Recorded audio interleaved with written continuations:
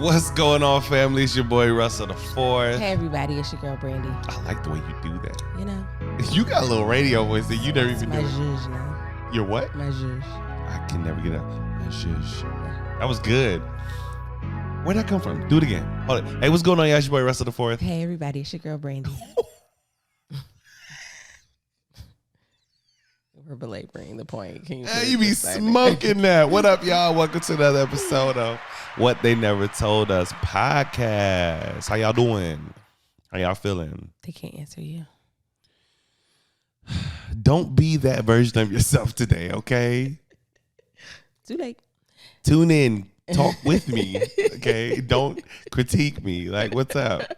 Talk to the people. Hey y'all. What up? It's we. It's us. It's us's. We back. We back. We here. I need to know something. And Please don't ask him. It's Fine China a good song. I wasn't even going there, and I don't even know how to reference that or how to move past that without even like. Now we have to talk about it because it's like, where did that come from? So everybody go listen and read the lyrics to Fine China by Chris Brown. And tell me if you think it's a good song. It does have a catchy beat, little tune. Brandi said it doesn't make sense. I literally quoted lyrics and I asked her, the chorus. how does that not make sense? The whole song is talking about her beauty, how he says, favorite, you're my favorite. Every time I step back in amazement. Mm-hmm. I just got to know, like, how did you get so beautiful? It's just talking about how fine she is. Like Fine China. Okay. You're irreplaceable. You're collectible. Like, I've never seen a girl that looks like you. Shout out to Eric Bellinger. Shout out to Eric Bellinger. We got on the subject because you just read a post that said, is Summer Walker the Mary J. Blige of our generation? First of all, our generation, definitely not. I hate all of y'all young people. Mary J. Blige is the Mary J. Blige of our generation. But like today's generation, I feel like my mic is really loud, baby. It's the same as it was in the last 3 episodes. I don't touch Maybe yours. I'm just close up on it. Anyways, yeah. I hate young people. I don't want to be that person. I've worked really hard to not be the old person that's like, oh, that ribbity rap, all that biggity black music. But it's happening, and I don't know how to stop it. I've definitely found myself saying the same things to Michael, listen to Playboy Cardi as my mom did when I was listening to like No Limit. Now I like Playboy Cardi. You can't even understand what they're saying. Like, it's all you hear is booty boop boop boop. So we were talking about that, and then we went into the topic right now that's popping online, which has Drake surpassed Michael Jackson as a better artist and as a better performer? My basis of that is Drake makes amazing music. Love Drake. But he's not a performer. And even though he makes amazing music, he ain't made no Billie Jean. He hasn't made a Thriller, a Human Nature, nothing even on that tier. Like, I don't even think it's fair to compare. Best I Never Had is like up there with Thriller. Joking. I was about to stop hitting record. I was about to evaluate our relationship and where we're going. I just, in that moment, didn't know who you were. Joking. So then that's when I said, well, he said he would put Beyonce in there, which, if you know me, I love Beyonce. So there was no argument there. But I also said that I would put Chris Brown there. Hence, we walked up on some of his catalog, which is not as strong as these other artists. But when he performs it. And she referenced Fine China as one of the records in his catalog that is not good. Okay, so listen to this. Doesn't make sense. This is my reasoning. If you've ever seen him perform Fine China, the performance makes the song. No. The performance far surpasses the song. His dancing to Fine China, even in the video. Chris Brown dancing makes everything better. I saw him on an episode of Sesame Street. ABC never was so fire. The Alphabet song has never been so lit. No, Usher's Alphabet song is lit. Fine China is a great song myself. And it's like a Michael Jackson-esque type. It does have a Michael Jackson feel. A lot of his stuff does, though. It does. So I think the comparison makes more sense. But Drake... All right, Soulja Boy. Drake. All right, Soulja. All right, no.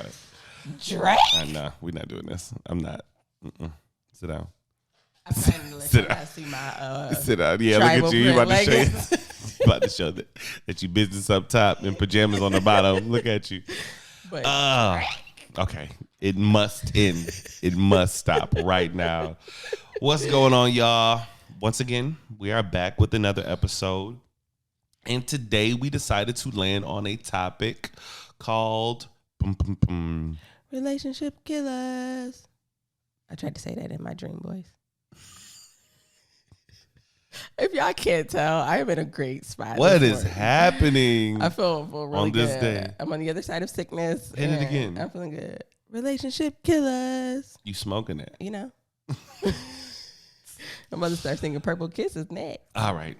Let's move on before that happens. We're talking about things that just tend to be hard on a relationship. They create a lot of wear and tear, put a lot of unnecessary mileage on the vehicle that is relationships. Okay.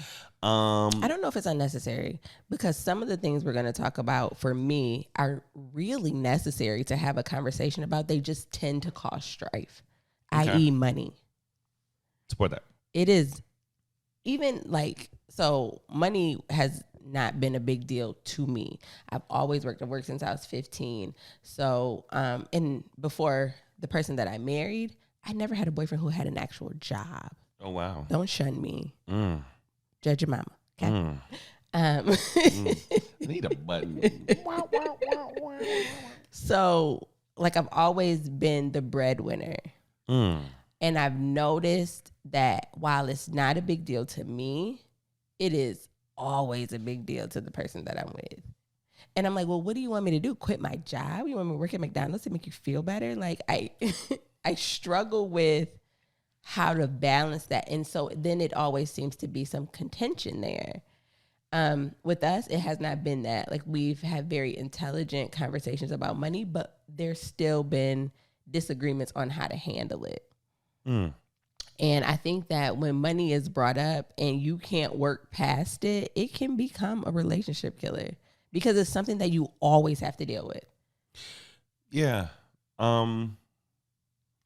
Number one, I can't speak for your past relationships. Obviously. I do know men, and I do know men have this battle with idea of self and the male ego, which is incredibly shallow. I think we talked about in the past episode about the expectation for men in relationships. Yeah. And I don't think we have to wear a lot of hats, but the one thing that is synonymous in our culture and in a lot of cultures around the world is that the man is the provider. It's a gender role that, most men still subscribe to. Yeah. And I think in popular culture, it's still a thing. You want a man that works if you listen to pop culture music, everybody's talking about, I need a man with 6 fingers. It's a thing. You know what I'm saying? Was you about to sing some City Girls? Is that what that was? Yeah. What song is that? Birkin bag. All I know is the part that come on TikTok. Give it to me. Birkin bag, 5-6 figures. And the whole I don't know. Big Birkin bag, whole 5-6 figures. Yeah, there you go, something like that. Yeah, okay. I was about to say the next line, and that would not have been cool. Me chill. But yeah, women still desire to do with a lot of money. So when you do feel like you're that, and you've been in several relationships where you've been that, and then you're in a dynamic where you're not all of a sudden. Yeah. Then it's what's my role? Did you feel that way? Nah. Number one, I do pride myself on being really secure in my manhood. It's not fragile. I'm firm in who I am. I'm firm in what I bring to the table, and I provide, right? And it doesn't bother me that you make more money than me. It would only bother me if I knew I wasn't doing my part. Yeah. But if I'm working 2 jobs and you still make more than me, I'm good with that. Yeah. It's cool. Go ahead, girl. Do your thing. I think for me, my girl got money. For me, it's just it's just about what you're doing, what you're bringing to the table. And when you're secure in that, then it shouldn't be no issue. You know what I mean? My manhood's not that fragile. So the episode last night that we were watching of Mavs, where the woman entering the relationship has been independent her whole life. She said from a young age, her father told her, you always want to make sure that you have your own, because if you get married and your husband decides to leave you, you want to make sure that you can still provide for yourself. Yeah. I think I've come with that understanding into relationships. Like I want to make sure that I always have my own. But I think I told you early on, like I want a man to come in and kind of be like, look, you don't have to worry about that. It's not always monetarily, but it does help when I'm just like not working my butt off and somebody's sitting at home like, oh, you got paid today? Let me. Yeah. For me, it's like not so much what you make as much as like what your posture is. Yeah. Yeah, for sure. Right. Like I think when we started discussing finances and what that looks like in our marriage, it was important to me that you knew that like when I'm coming into this relationship, I'm not coming in with a selfish mindset. So yeah, you might have debt, but once we say I do, it's our debt. Yeah. You know what I'm saying? Like I remember you had some real trepidation. Like, no, I'll take care of it. Like, no, what? Like, no, let's put our money that's gonna come out of the bills in this account, and it just comes from that account. I don't want you to feel like you're on your own taking care of like student loans or whatever. Right. So that was the biggest thing for me is like my student loans, because I do have a master's degree. And so you spitting today. Whatever. So when I went to get that, if you all know how like student aid and stuff works, once you have a bachelor's degree, it is really hard to get like federal funding, free money to get your master's degree, like regardless of what your income level is. By the time I got my bachelor's degree, I was working in a corporate field, making a good amount of money. So the only thing that was available to me to get my master's degree was a loan. And I did an accelerated program online, which just takes the money from here to here to here, right? Yeah. So I really felt like that was a choice that I made before I ever met you. And I didn't expect you to assume that my student loans are somebody's car note. You know what I'm saying? So to think that that would be a shared expense, it was hard for me to let go of the idea that like you wanted to share in that with me. And I don't think we argued about it, but we definitely went back and forth about like that. You didn't give me a firm like I'm okay with it. You just kind of like, But for me, it's like, okay, you made this decision to do something for your life. Yes. Now, the benefit of that, the household reaps, right? For sure. So why would I take the benefit and then leave you with the aftermath? Yeah. I think that was the reasoning that kind of made me like, okay, I'm going to. Yeah. But I was even like that with my car note. Like, it's my car, but you're like, well, if I want to take the truck to go, blah, blah, blah, then I'm going to do that. So it's like that thing. Like, I don't know. I'm really open with that stuff. Yeah. I think it's just the mindset of somebody who's always done for themselves. So when you have even though I said, oh, I want this, when I finally found it in you, having you come in and take it over felt like a loss of control. Yeah. And I think when we talk about money and it being a relationship killer, the fact of the part that makes it a relationship killer is the control part. Yeah. For whatever reason, money is associated with control. So like if I make more money, then I have control of the money. And sometimes it's hard to let go of, even when we talked about just like joint bank accounts. Like, why are we doing that? Like, you know what I'm saying? Because I've always had my own. So it felt like I was losing control, like losing autonomy of my finances. So for me, when I realized that was important to you, like I didn't push everything that I expect on you. So that's when I was like, okay, well, let me compromise. All right, let's still do our personal accounts to where you feel like you're just susceptible to whatever I decide to do to your money. Like, but we can do our personal accounts, but we'll have our joint to where we handle our business out of. Yeah. And I think it's important in anything to be kind of malleable and flexible with how you land on decisions, right? Yeah. Recognizing where there might be some trepidation, understanding where that comes from, and then if it's not harmful, compromise. I think it was easy for me once I started to understand the logic behind it to kind of let go of some of my ideas, because I do recognize that just in our everyday lives, you tend to be better with money than I am. And ain't saying much. Well, then I might take that back. It appears that you don't spend as much as I do. Like, you know what I'm saying? I think that laziness, I'm going to be very honest, plays a point into me spending as much money as I do, and the fact that I kind of have more disposable income. Yeah. So, yes, I'm saving, but I'm also like buying socks every week or whatever. And you're like, what? How much money do you spend on socks exactly? Do we talk about that on here? No, we talked about that on the live, but we're not going to go there because it's not what the episode is about. Spare the people about my sock fetish. But again, just having those open conversations about money opens your relationship up for some contention if you're not on the same page. That part. And I've seen a lot of people's relationship perish because they can't decide what they're doing with their money. Big facts. Yeah. Or they're just selfish with it. True. Very Don't know true. how to communicate. Like, that's where these trust issues come from. We got this bank account we're trying to budget, and here you come home with brand new shoes all the time, or you're buying these luxurious things with no conversation. Yeah. So now it's like, yo, what are we doing? Yeah. Like, this how you moving? I'm denying myself to make sure our goals are being made so we can have a nice savings, and here you are being wasteful. That's where that contention comes in. Yeah. Money problems is a huge relationship killer. It was one of the areas of focus for when I got married.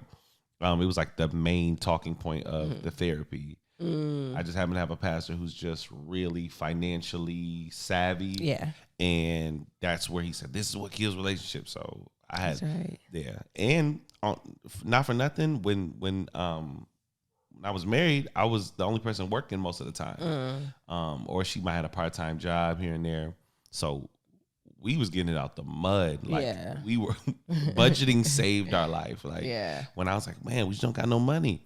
And then it's looking like, oh man, look how much I spent on fast food. Wow. We got a kid. So now it's not just this money. Now it's chicken nuggets too. Okay, well, what if we grocery? Like, well, how much am I spending on gas?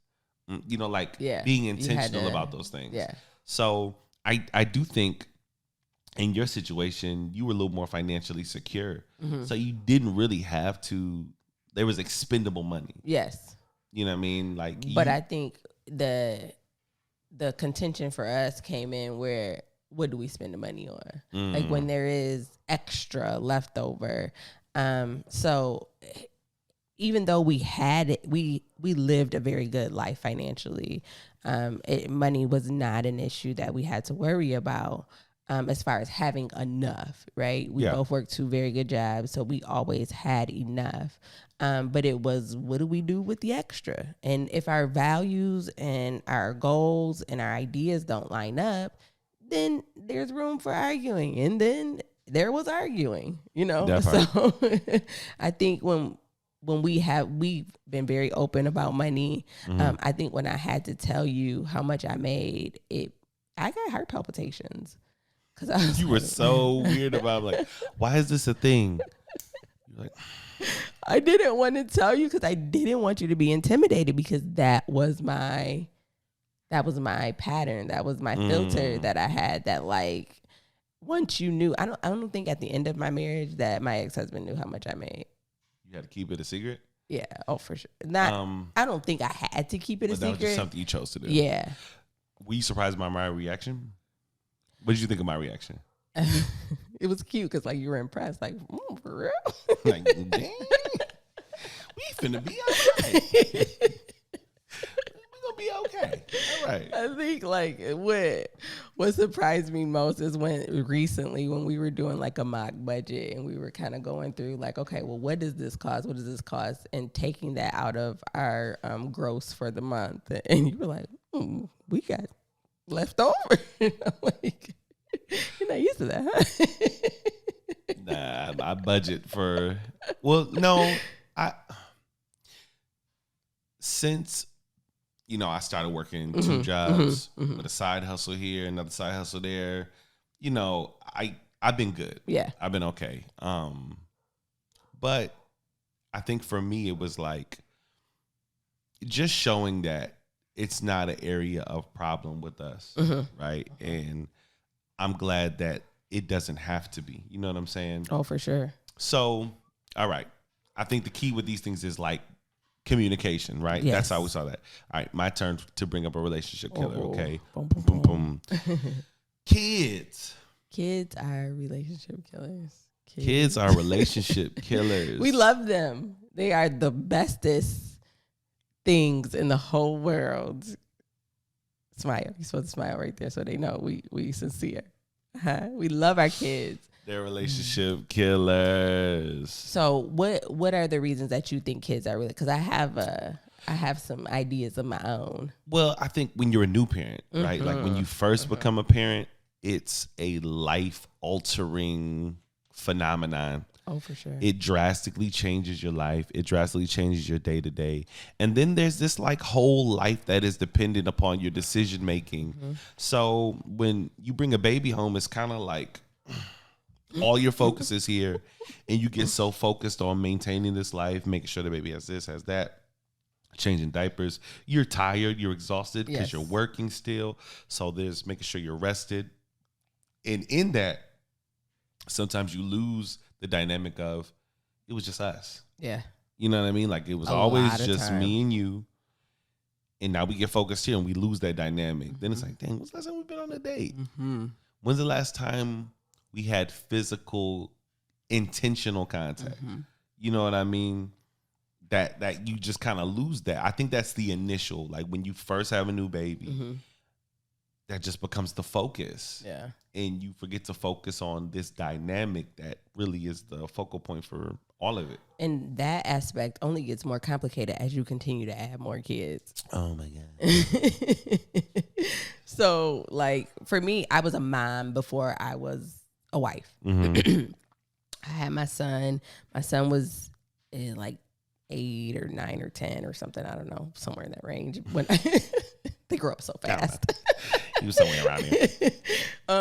Before I got married. So we had developed a pattern. It was us. You know what I'm saying? I had him when I was 19. We grew up together. Like, so y'all knew how to do life. Yeah, that was my road dog. You know what I'm saying? I sit down and do homework. He do homework. Like, yeah, we lived life together almost like, you know what I'm saying, brother and sister or whatever. You know what I'm saying? That's how close we were.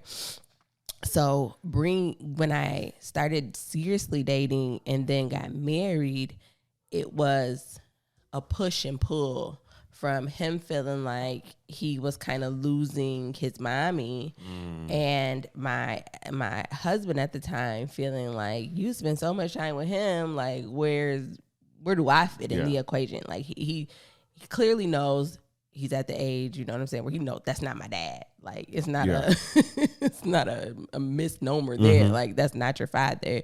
So I had to try to bridge their relationship while working on my relationship with my husband, but also maintaining my relationship with my child. Yeah. And it caused, I don't know if it was like it necessarily between them, but for me, it felt like stress. It was stressful feeling like if I spend too much time with my husband, then I'm neglecting my child. If I spend too much time with my child, then I'm neglecting my husband. And it was a delicate balance that for me, when I got frustrated, I think I took it out in my relationship. Like, you're not helping me. You need to do more. You need to, like, you know what I'm saying? Where he's still trying to figure out. Where do I fit in? Yeah. Yeah. So I don't know if it, since I didn't have the experience of being in a relationship first, then having a child, I can't say which one is easier or harder, but I can tell you that the more kids came around, the more kids that came, it was like, oh, now my son is like, well, y'all are a family. And where do I fit in that? Yeah. You know what I'm saying? Because now these two kids have the same mom and the same dad, and he's kind of like left on an island. So like when we did stuff with the other side of the family, it was like, do you want to come? Why is it a choice? You're my kid. Like, okay, can I bring my other son to this thing? When the other kids got Christmas gifts, do you buy for my child? And when they didn't, I felt away. Like, you know, so it's just so hard to balance. So kids, they don't ask to be here. They didn't ask to insert themselves in a relationship, but I find it very hard to manage that in a relationship delicately and then still make sure that we're good. And I think for us, we haven't run into that quite yet. I think in some ways we have. Oh, okay. Enlighten me. Well, first what I'll say, just so we can like just kind of bridge the gap between our perspective and the audience. Yes. These things are relationship killers because they're high stakes. Yes. You need money. Mm-hmm. Can't do nothing with your kids. When you bring a life into this world, like when you bring a piece of you into the world, in most situations, it means the world to you. Yes. Your life revolves around making sure they're good. Right? So it's just important. Like, there's no compromise with that. No. These are the things you cannot negotiate. And I think that's why it's kind of like it either is going to work or it ain't. Yeah. I think that's our dynamic, right? There was a time frame where we were trying to figure out, what does this look like? You know, like at this point, I really love you, you know? What if my kids don't? You know what I'm saying? Vice versa. Like, what if your kids don't gel with me? You know what I'm saying? I'm good with little kids, so I knew Brandi off rip. Like, we started playing Nerf guns the first time I met him, and I can tell, like, okay, I can make this happen. Yeah. But your oldest son, now hearing this, and I know we talked about it before, there's a whole other dynamic there to where he's already dealt with the scenario where he's kind of like, you know, I don't know if there's a place for me. And I think that's his understanding of how this goes. So I'm working really hard to create something outside of me. Outside of you. And if I'm being honest, I was worried. I was worried because it was rough them first couple months. I'm gonna be honest with you. I don't know if I could be comfortable being happy with you and not having your children share in that happiness. Yes, I'm not good enough with that. Like, that's not good enough for me. I respect that. You know what I'm saying? Like, there's only so happy I can be if I know that there's a contentious adolescent youth downstairs like, oh, I just hate this. Like, well, let's stop and park right there, because that is the scenario for a lot of people. Yes. A lot of people will enter into relationships, and I've been guilty of it, with like not the understanding that your kids' opinions matter. I think the baby boy, mama gotta have a life too, is something that we really stick to. We're not referencing baby boy no more. I'm sorry. But we do really stick to that. Yeah. I mean, it's a balancing act, right? Because you're still an adult who has desires, needs, and a need for human connection. You want to be loved. And your children could love you all they want to. It's different. Yeah. And they're gonna leave one day. They're gonna be gone. Hopefully. That's the plan. Yeah. But like, so while we were very intentional, like when we were going to meet each other's kids, the amount of time that we pushed that back, we were falling deeper. And so, like you said, the stakes are really high, because at the point where we got to introducing children, we were already like, this is it. You know what I'm saying? Yeah. We want to be together. Yeah. But if they didn't accept that, I don't know what we would have done. And that could have been a relationship killer. Big facts. Big facts. I can say that I think effort just goes a really long way. And when you're dealing with kids, most of the time, not every time, not exclusively, but most of the time, kids want to know, what are your intentions and what value do you add to my life? Yes. And sometimes value is just, I want to be here. I want to have a relationship with you. That's value in and of itself. Not like, what can you do for me? Like, I'm sure. How do I benefit? Yeah. And sometimes they do get caught up in trying to buy affection and buy love. And I got you this, I got you that. And I think that's kind of frivolous. I get the idea behind it, but ultimately it's like, no, I just want to be here. Yeah. A genuine care and concern for you. I think you do a great job of that with my child. I'm so happy that we have like a dynamic that's forming. Yes. And like before, it was just kind of like, he would speak like, hey, what's up? How you doing? I'm good. How's school? It was all right. But now, like, when he comes upstairs and he makes a point to like, what's up? Like, you know, like I can tell that he's not used to masculine energy. And I can tell he enjoys that part. That's why I'm like, why? I used to be like, yo, why you keep trying to like, you know, get iffy with sizing me up? But I can tell he just really enjoys being able to have that dynamic. Yes. You know what I'm saying? Like, that's his way of engaging with me. Like, he'll go by me like, what's up, chump? I'm like, what was you talking to? Like, the other day, what happened? I can't remember what happened. Were you here? I was. I stepped out the room and he like choked you up, like grabbed you by your collar. Oh, and I flipped him upside down. Yeah, buy something. That ain't what I was talking about. This was just literally the other day. Oh, okay. Oh, no. It was when you were bringing in the stuff. We were bringing in the grocery stuff, and he just grabbed me, like started trying to push me, like trying to see if he can like push me back. Yeah, okay. And I started pushing into him, like, nah, this grown man strength, and he just had the biggest smile, and it like for me. The fact that I know we're developing a dynamic that's outside of you. Yes. Shows me like we're going in the right direction. You're comfortable with me being around you. The fact that you're comfortable with me being aggressive shows that there's barriers and walls being broken down. I think that's a part that I would recommend. So if you're in a relationship and children are starting to become a relationship killer, and it's the situation that like we have where there are outside families. Children, you're trying to blend families, is you have to know your kids. Like, because me and my son had a lot of time in his formative years just being us, I know him really, really well. Yeah. So I knew what he needed.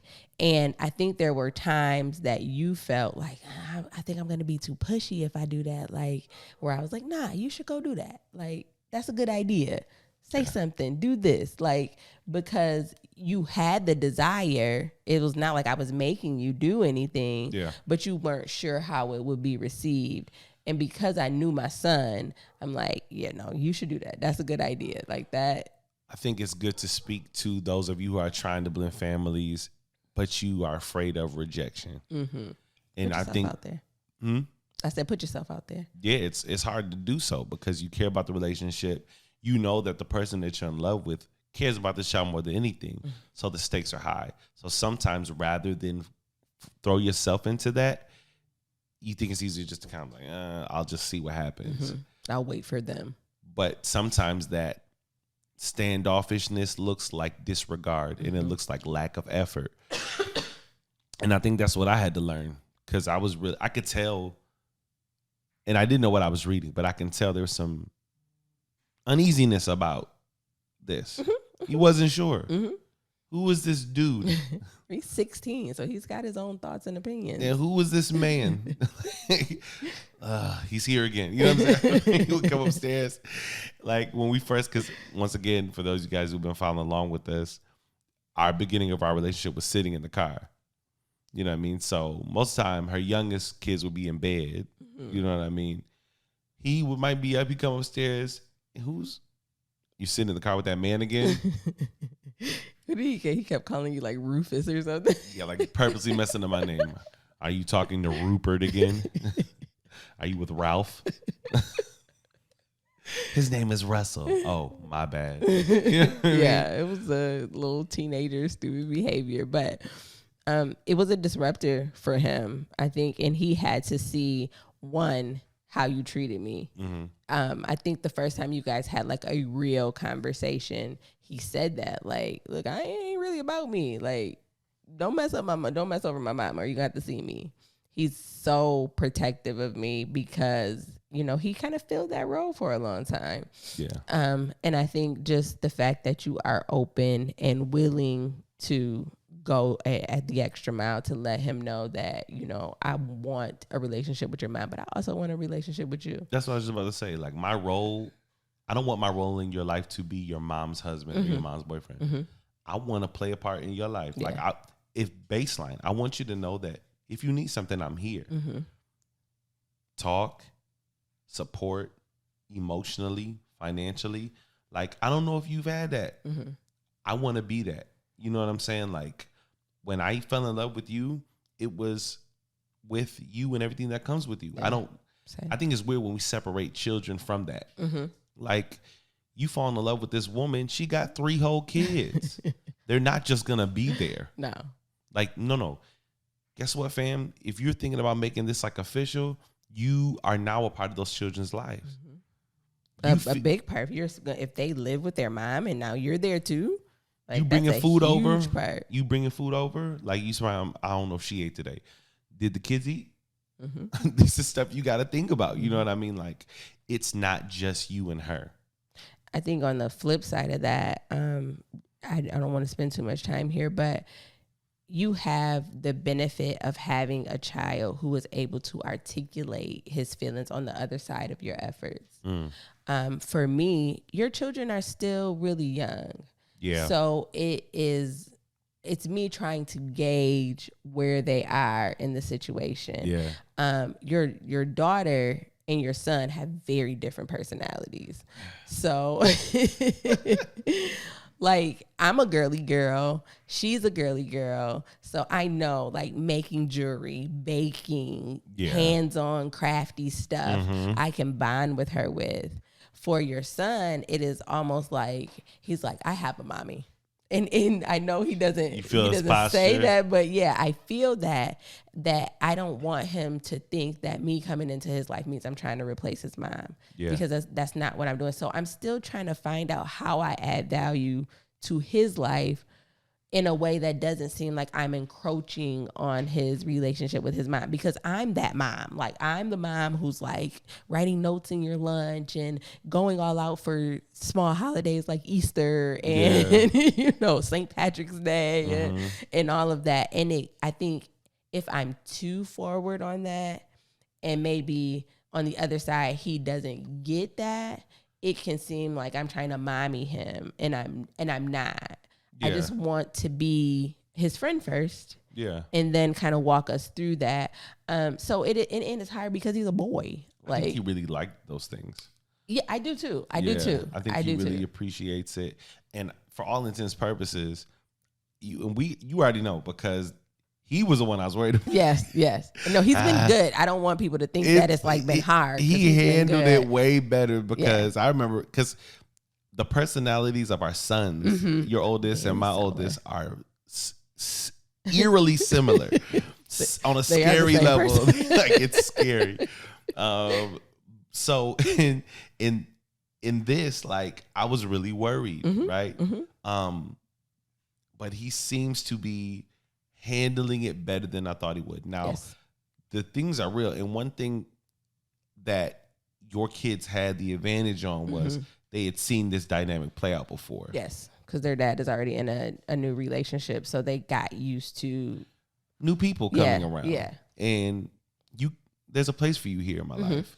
Okay, I know how to make room. You know, he had already seen. All right, Mom, can I talk about Dad's new girlfriend in front of you? And you were able to say, no, it's cool. Like, no, what'd you do today? Oh, she bought you. Oh, that's cool. Yeah. Oh, I like you. She got you that cool. I'm sorry. Edit. She got you that. Like, cool. Like, he was able to see those things and it play out. Yes. So when I come into a scenario, now I can just figure out, who's this person? Oh, he's cool. You know, it's a new area to add value. Yeah. My kids have never seen that. So I think that's the advice, is find an area that you add value to the child's life. So for your son, one thing that I know is the boy liked to eat, and he liked to eat certain stuff. So every time y'all come over, he gonna get his certain stuff. Let's just make sure that, like, I got some macaroni and cheese. That's what I keep having. Some cheese pizza. One of the two is going to happen. That's easy. You know, because I know that I can kind of win him over in that way. Like, when he was like, Brandi, can I have some more mac and cheese? Yes, you can. Go get you some. It makes me feel good. But I think a synonymous theme that we're going to see in all of these relationship killers, the end all be all to fix it and navigate through these things, is communication and a willingness to change, humbleness. Yes. Humbleness. Like, I think that's a good segue into the next relationship killer, which is pride. That's an everything killer. It is. How does that play out in relationships? For me, I've like in a relationship, it's all about compromise in order to make it work. Yeah. And sometimes if your pride can get in the way of you allowing yourself to compromise in a certain area, it can be a relationship killer. So for me, again, being independent is something that I pride myself on. Like, if nothing else, I know how to make it happen. You know what I'm saying? If it come down to the wire, like, you don't have to worry about it. I'm going to make it happen. Yeah. That may step on your pride a bit, like, because I won't. Sometimes I won't communicate with you before doing it. Like, well, we needed it, so I just did it. You know what I'm saying? Like, in that area, and I've seen that play out in my relationships. Like, yo, I could have did that. Like, it feels sometimes emasculating to go above your head to just feel like, you know, I'm just gonna get it done. And I think that my pride in that sense of, like, it doesn't always have to be all of you. Like, I'm capable. I am woman. Hear me roar. Like, I can do stuff. And I feel like sometimes I have to prove that. And on the man side, it can be like, yo, let me take care of you. Because that could bruise your pride and your ego. So sometimes I have to learn to fall back and be like, okay, I'm going to see how you handle it. But if you don't got it. Sometimes I'll be sitting back just watching to see if, like, you'll ask for help. I won't. The other day you were looking at the top drawer in the kitchen. Yeah. Yeah, I opened it up and I saw you looking up there. I said, I wonder if she's going to try to get something down from there when I'm standing right here. Like, is she going to crawl on something? Like, I'm literally right here. You know, like, are you going to say, hey, can you get this down for me? Or are you going to climb? I just watch. But I'm glad that's not an area that I'm sensitive in. I think the areas that kind of trigger that whole emasculation thing are verbal. They're in conversation. You know what I mean? So those are the areas I'm sensitive in. And I think that's a dynamic I've seen played out before. Oh, for sure. So I'm extremely sensitive to it. So that's just, if I'm being honest, that's one area I was worried about when we were fresh in our relationship. I only knew high school you. Yes. You know what I mean? Like, we were together in high school, and I'm like, she's a little firecracker. She's like, bossy. She's bossy. How's this going to work? Because I'm not the kid I was in high school. Can I, like, handle that dynamic? So it was important to me that I saw that you had some, like, areas where you were, what's the word here? What's the opposite of, like, you don't know I don't want to say feminine because I don't want to associate, like, you know, that I was just able to let you be a man. Yeah, that's fine to say that. I don't want to put a gender to it, but you were able to not be like, you were able to let me sit in the driver's seat. You know what I'm saying? It didn't bother you. It's like a literal thing. I don't let people drive me. Yeah. Thank you. Segue, and here we are. Y'all, first date, okay? We go to this. You can't wait to tell this story. I forgot.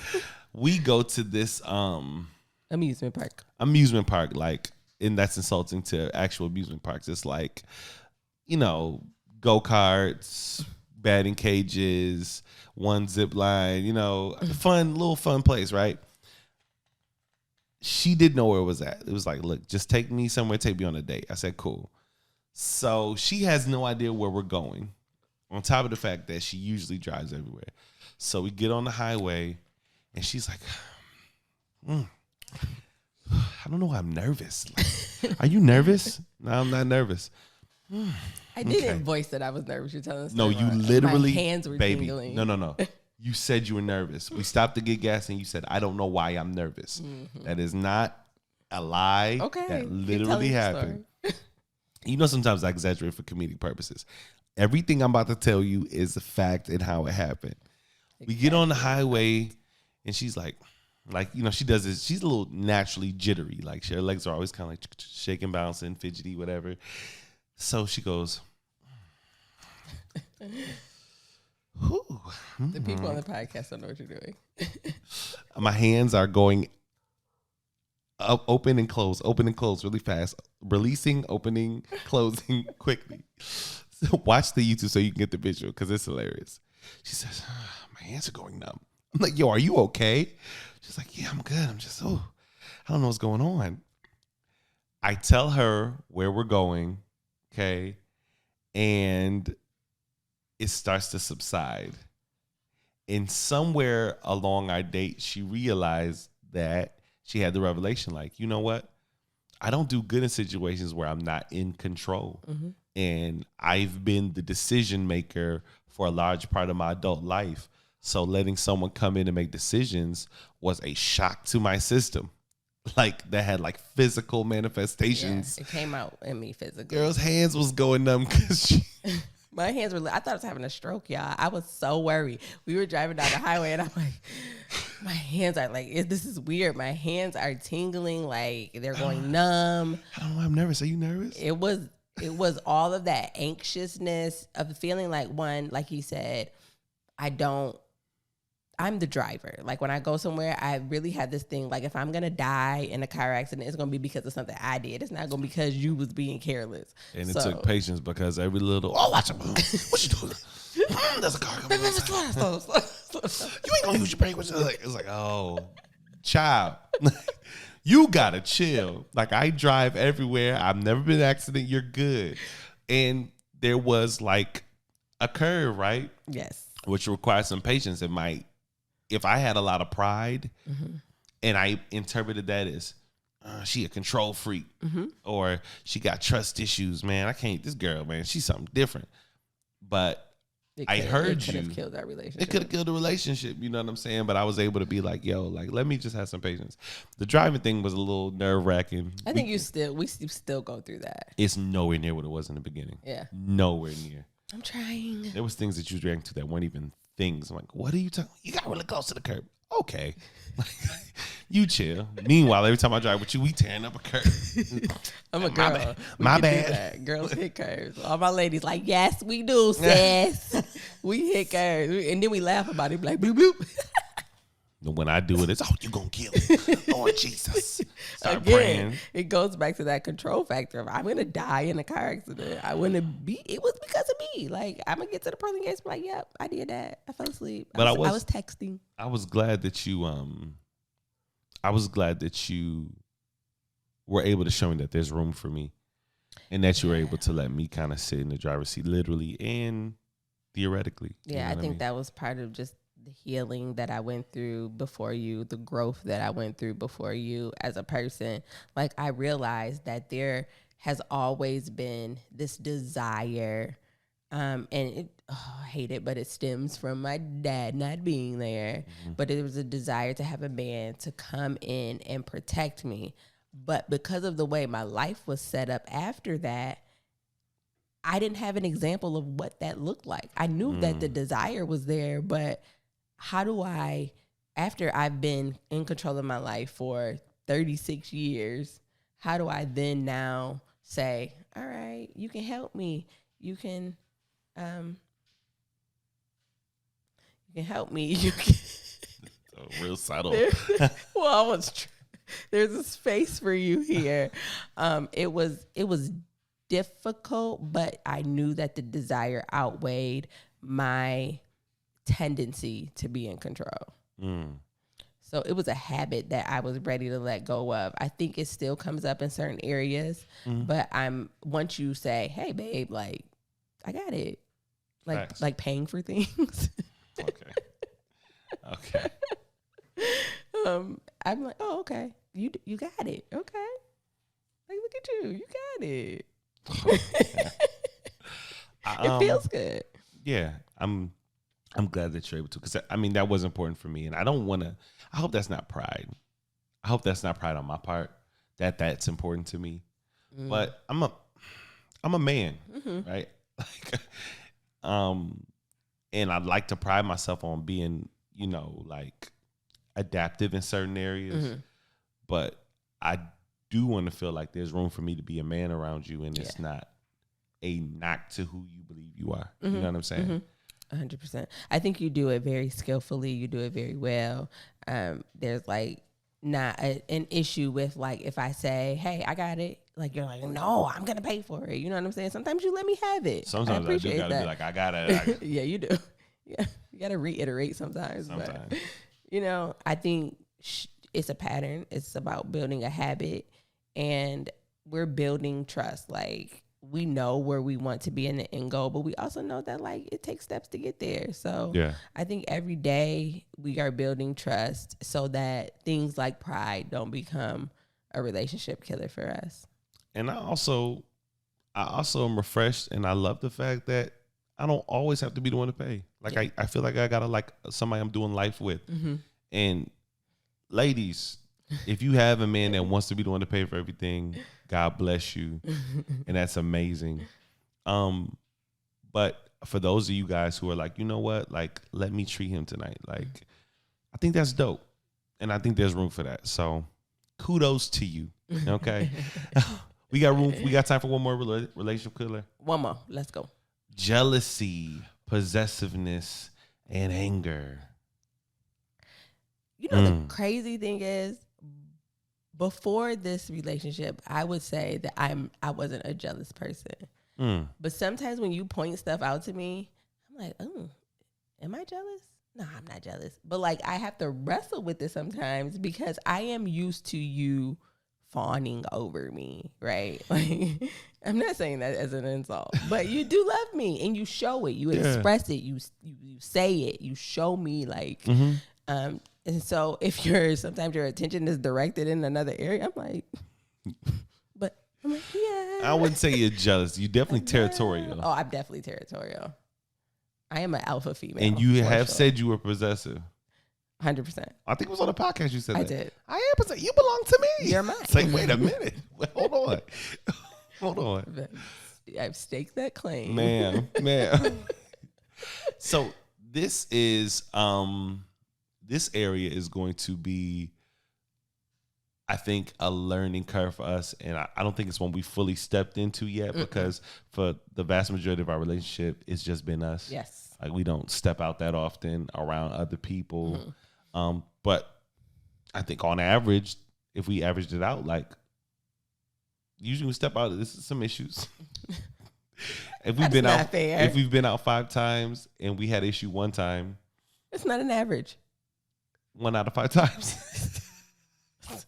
It's like the best odds ever. Like, what are you talking about? No, so I'm admittedly friendly. Yes. It's not an issue in this relationship. It's been an issue in every relationship I've been in. I'm friendly with everybody. I like entertaining. So if you see me talking to a girl and she's like, I can see why you might be like, what's happening over there? You know what I'm saying? But that's me with everybody. But I think I know that about you, and I try not to get that. I'm not going to lie that because I'm so used to your attention, it's not like a jealousy in the way that like I think you like somebody else. It's not that, but it's just like, why is he not talking to me? I'm spoiled. That's what it is. I feel like I'm always talking to you, though. Not enough. All right. I can't. I'm spoiled. That's what it is. It's not jealousy. It's not possessiveness. But I have been in relationships where jealousy is a huge issue. So there was a time that I lived in Atlanta, and said person that I was dating did not like the fact that I worked in a place with other attractive males. So he lived in another state. It was very close, but it was still another state. I didn't work very often, but when I did work, he'd come and sit in my job while I was working. I was just working at the mall, but he would sit in the mall while you worked to make sure that you weren't being hit on by your attractive male counterparts. And my friend, crazy. My friend moved down there with me, and her boyfriend came and got her. And when she was like, you want to come? And I was like, yeah, I'll come. And when we got there, he had brought his cousin, not to like get with me or anything like that. But my boyfriend at the time called when we were in the car. And he's like, why do I hear? And I'm like, oh, it's, her boyfriend and his cousin. And he's like, well, what are y'all going to do? And I was like, oh, I don't know. We're just going to go kick back or whatever. So, like, when we got there, he was like, you tripping. he was I'm like, with you, bro. No, he was like, sit outside. And I was like, what? He's like, I'm coming to get you. And he had to drive from another state. It was like an hour, but I gotta feel like you did. See, this is that naive female thing. Like, you didn't even know, but bro lined that up. But she got her friend work with her. You know what I'm saying? You have to be willing too. Like, I feel you, but nah, nah. Don't even try it. Said I would be there. Yeah. Yeah, I did, and I did too. I talked to him the whole way. I sat outside on this porch, and he pulled up. Like, all right, come on. I don't look. I would have been there. Nah, I feel you, bro. You tripping? No, we just finna go chill. You finna chill with her boyfriend in this cut? Nah, but it got to a point where I felt like I was suffocating in the relationship because of jealousy. Because he couldn't control his feelings. You know what I'm saying? I'm not a cheater. I've never cheated. So for it to be like a thing for us was like there's no basis for it. And so I couldn't handle it, and it killed our relationship. Like, I was like, yo, I cannot wait to get away from you. In fact, I'm moving back to Michigan because you're nuts. Wow. Yeah. So I've had to deal with jealousy in a lot of areas, and I can't think of a scenario where it's healthy. Like, there's no healthy level of jealousy. And if you're dealing with someone who's like jealous or possessive over you, I would seriously like, you do what you want to do, but from my experience, there's no love in there.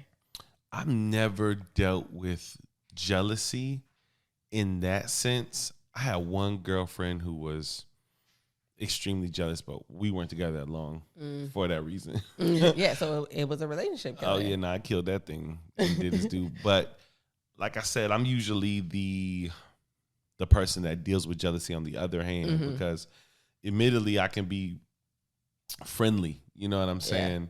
Yeah. And part of it is there are irrational people, right? There are people who jealousy stems from insecurities, stems from past experiences that have now become a certainty for you. But then there are those situations where a partner is just not making you feel secure. Yeah. Oh yeah. And I've been guilty of that. I've been guilty of that, where I got to evaluate, like, you know what am I doing to cause this, right? Yeah. Like, there was a time frame when I recognized it in myself. I had when I was married, I got real depressed due to my marital problems. I gained like 200 pounds. I was huge. I was a big boy, right?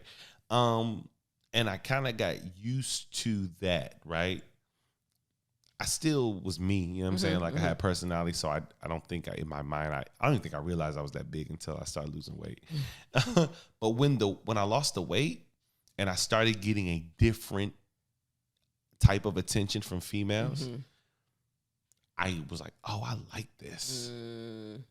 Maybe my jokes are a little bit more like, maybe I'm shucking and jiving a little bit too hard right now. Like, I'm not joking, I'm flirting. I like this attention. You know what I'm saying? My selfie game got real strong. You know, girls sending me little hearts emojis. I'm like, yeah. It's feeding my ego. Yes. Right? So it's a balancing act, trying to realize what is just jealousy due to you being insecure because I'm not doing anything. And what is you being jealous because you don't feel secure in this relationship, because you see me doing things that are uncharacteristic of somebody that you're planning on spending your life with. Yeah, that's just inappropriate. Yeah, it's inappropriate. So there is possessiveness, there is jealousy, but sometimes I think people take that cop out to stop themselves from being real about their behavior. Oh, you tripping? Like, why you don't gotta be insecure? Like, these girls don't mean nothing. Yada. Nah. If they don't mean nothing, to stop showing them attention. Where have you been at, sir? Like, you've been going all day. I've been blowing your phone up. I haven't heard from you.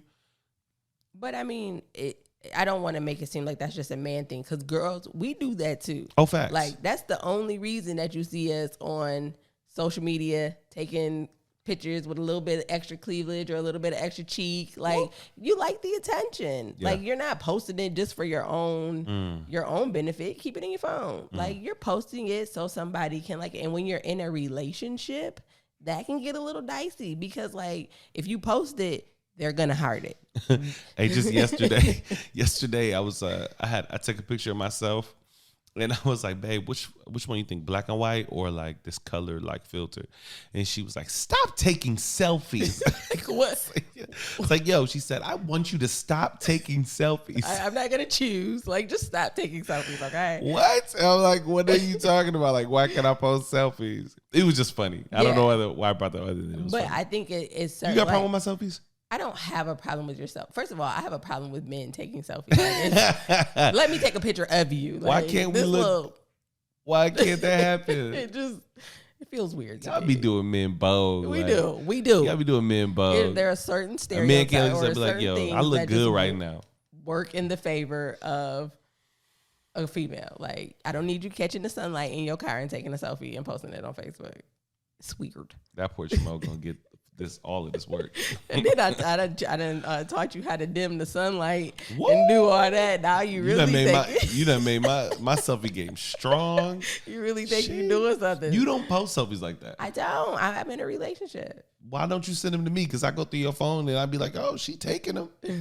I'd be posting. See, that's what I'm saying. I'd be posting for my own benefit. Like, oh, I look cute today. Pop, you don't post them. I meant snapping them. I take them for my own benefit. But like, posting them out there feels like I'm looking for attention.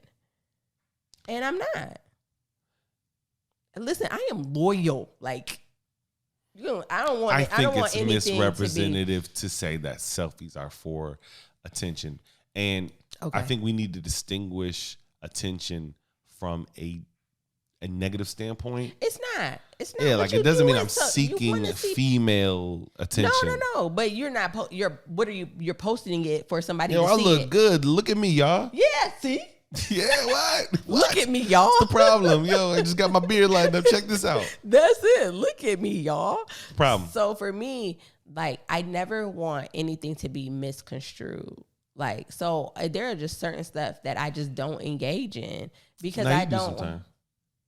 I post selfies. Like, if I'm changing my profile picture or something, first of all, my profile picture has been me and you since like June. So yeah, come through. You swing by Ash, you get that. You get enhanced by Ash. You definitely be snapping away. And it's see Facebook I'm too. Advertising for Ash. You advertising something enhanced by Ash. Look at me, y'all.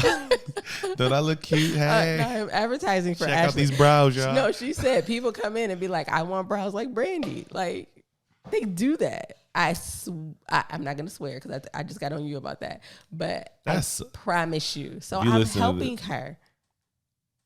That's all. That's the only reason I post them. It's the weakest cop out I've ever heard in my life. I'm trying to help her. True. Yeah, right. I love women. So before you heard that, why were you posting? Because obviously you had already posted it for them to come say, I want brows like Brandi. So listen, it's just like when I get an outfit from Tink, or you know what I'm saying, like, I'm posting it so people can be like, where you get that? You gotta quit demonizing matter of fact, the I got selfie. that from you gotta quit demonizing fashion. Where'd you get this? Oh, I got this from Adara Brown, that piece of pocket. Like, you that's gotta quit demonizing the selfie. I don't demonize the selfie. Selfies are necessary. You update your profile, you let it on, but you be snapping.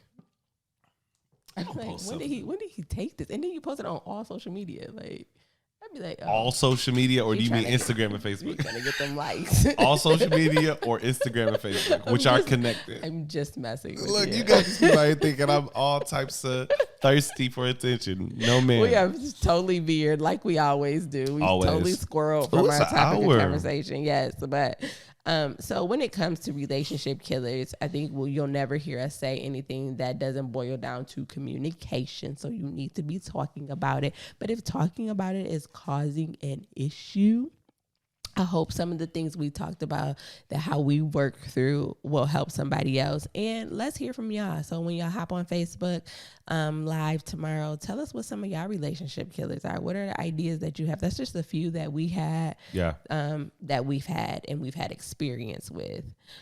Intimacy can be a relationship killer sometimes. It definitely can. Yeah. That's another one we could talk about in great detail. I keep trying to get Brandi to do a sex episode. She don't want to do it. I don't want to talk about sex. I don't.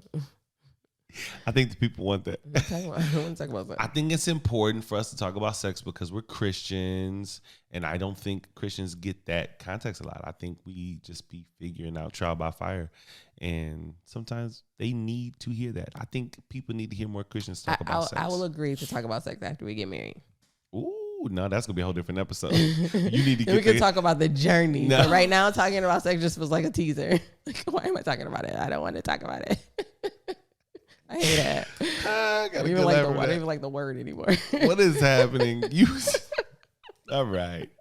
All right. Listen, thank you guys for rocking with us as always. You guys are our tribe. You are our family. There is no What They Never Told Us without you guys.